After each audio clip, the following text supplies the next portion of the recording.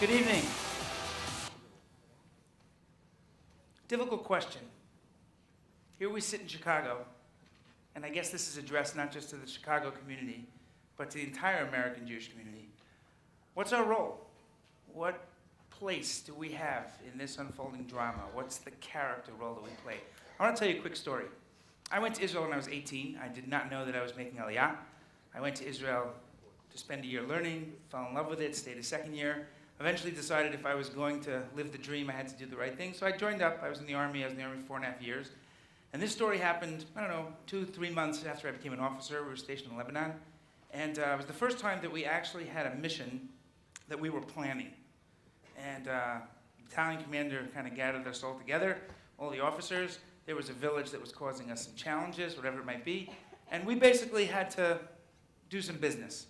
And he decided that because of the nature of this particular area, this was in the mountains, fighting in a built-up zone, which basically is a very difficult type of warfare. There's only one way into the village, only one way out of the village.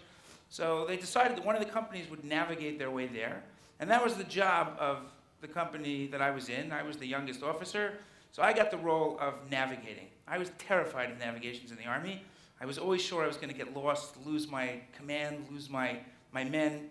And so I spent the next 48 hours literally sick to my stomach, nonstop. Now I had a custom, there's a beautiful custom and tradition that when you go on a journey, you say a special prayer, Tfilat HaDerech. There's a whole discussion of prayer for a safe journey. When do you actually say this? You really have to be on the road.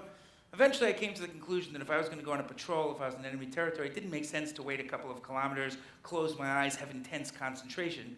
It made a lot more sense to do it just before we went out, because obviously once you're on the road in a patrol, you don't want to be thinking about the prayer. So that's what I would do, and the guys in my unit kind of knew this.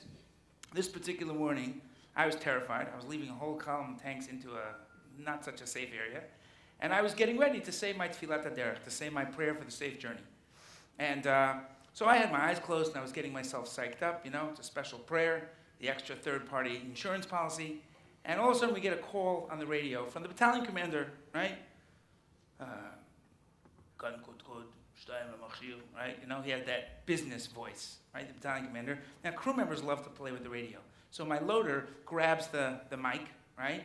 The radio, and he says, Kan Tan, this is the Sapak Shteim, this is the loader of number 2, right? And I'm like sort of realizing this is not just your company commander. Your company commander is God.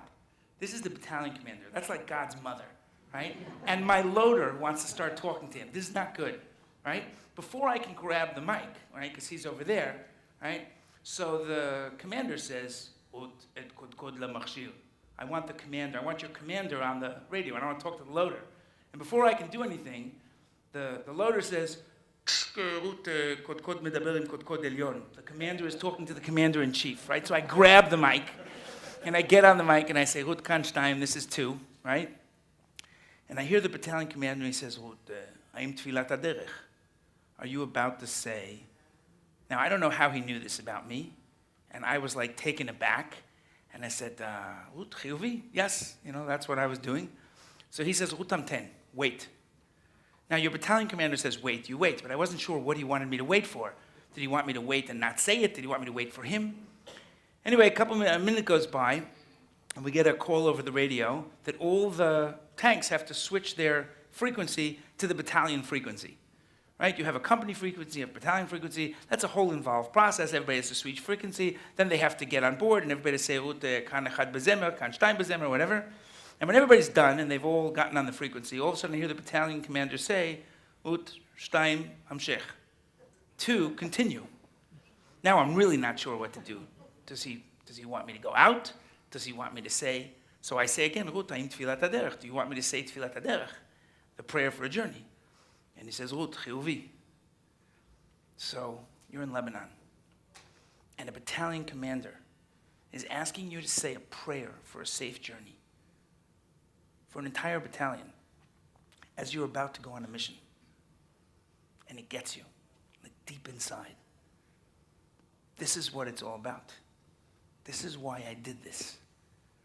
And so you say the most meaningful prayer for a safe journey you've ever said in your life. And when you finish, there's silence on the radio. And then the first tank says,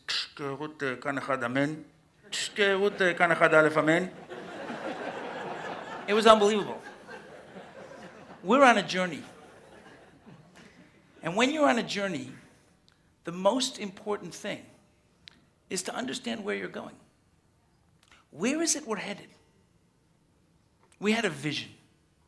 The vision was that it was time for the Jewish people to come home, to create a homeland, to create a place, a space where the Jewish people, in partnership with Hashem, with God, could control our destiny.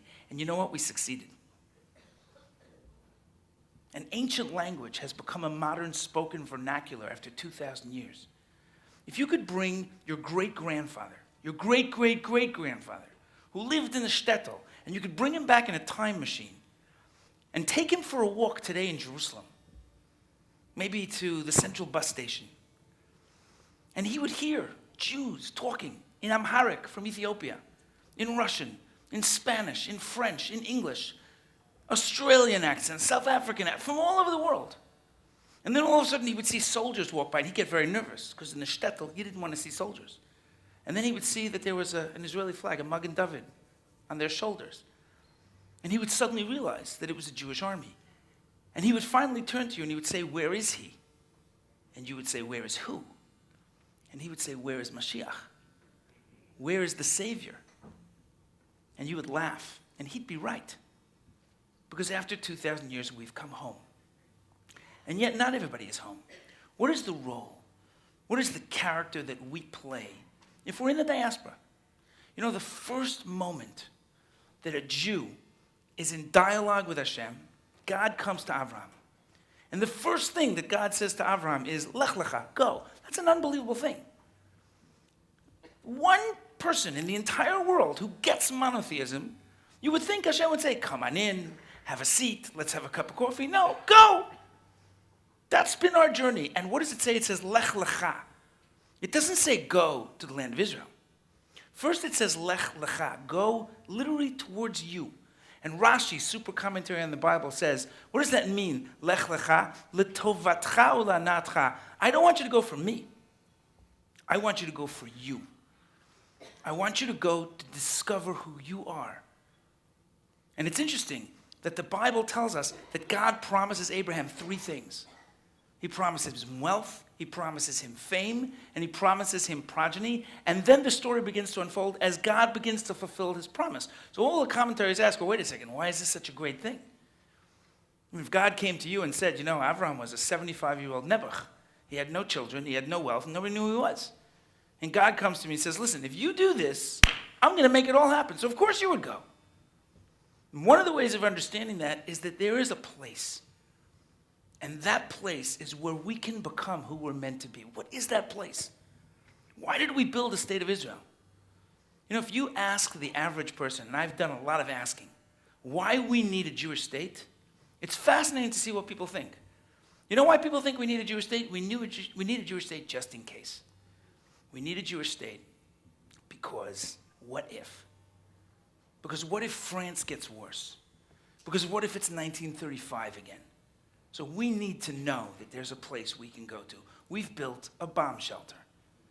It's a place where you know you can go as a last resort. Is that what Israel is? Is it just a bomb shelter? Is it so that we'll be safe if there's another Holocaust coming? What if you don't think there's another Holocaust coming? I don't think the average person in this room thinks that there's a Holocaust coming in Chicago. I don't think the American Jewish community believes that it could happen again, certainly here. So then we don't need a Jewish state. We don't need a state of Israel. Unless the state of Israel is so much more. The state of Israel is that place where we can become who we're meant to be. The Jewish people are meant to be a light unto the nations. The Jewish people are meant to have an army that's an example of what an army should be. Notwithstanding what all those in the world who don't get it say. The Jewish state is meant to be a place where a Jew can feel at home, where he can become who he's meant to be. Every nation, you know, it's interesting. Some of us were talking about this the other night. You know, France is a country, right? It's a nation. And a nation is not a nation without a land. But Christianity is a religion. It doesn't have a specific place. You can be a French Christian. You can be an American Christian, right? A religion is a collection of beliefs that we share. And a nation is a group of people that collect in a place.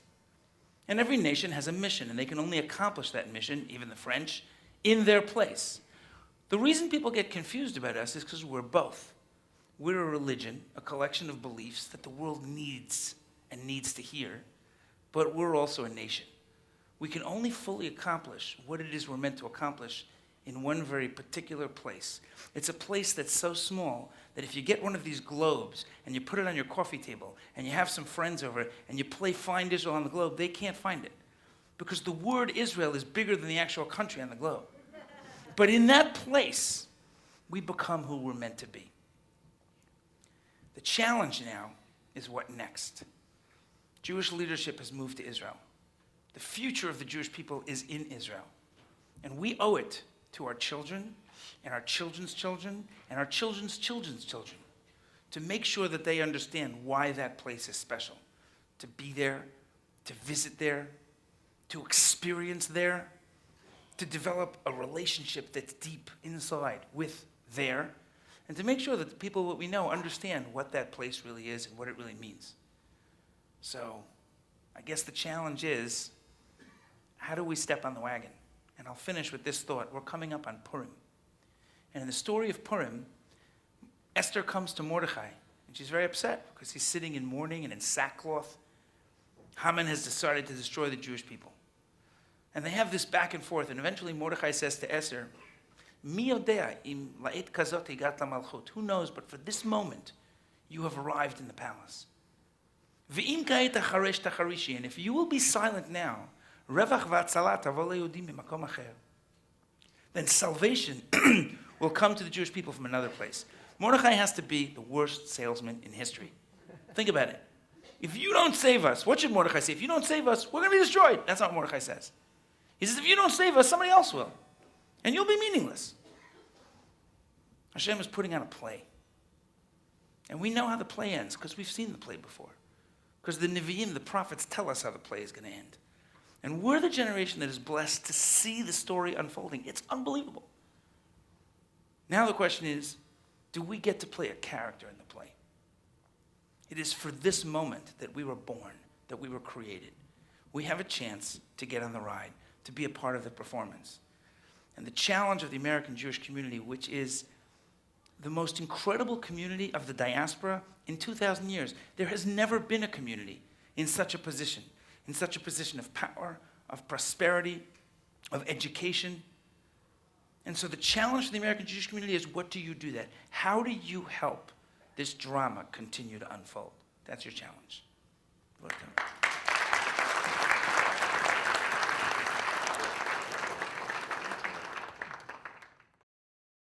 World media.